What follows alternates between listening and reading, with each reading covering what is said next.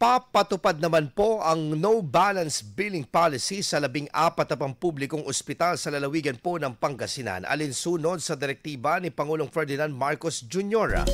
Ayon po sa Provincial Health Office, makakakuha ng libreng serbisyo ang mga pasyenteng naka-admit sa basic accommodation hanggat ang mga kinakailangang gamutan ay available sa sinasabing ospital.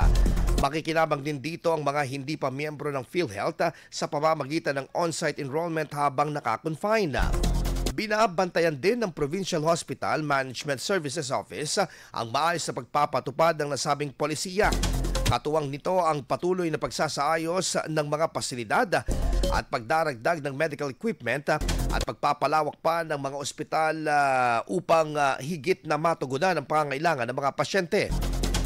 Sa kasalukuyan, may 914 na DOH authorized bed capacity ang mga ospital sa Pangasinan, ngunit umabot na sa 1,600 ang aktual na bilang ng mga pasyenteng tinatanggap ito.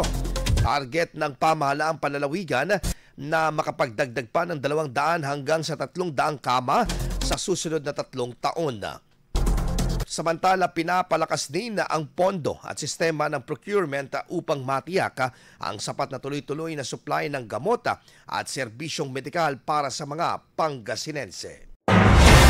IFM News. IFM News. IFM News.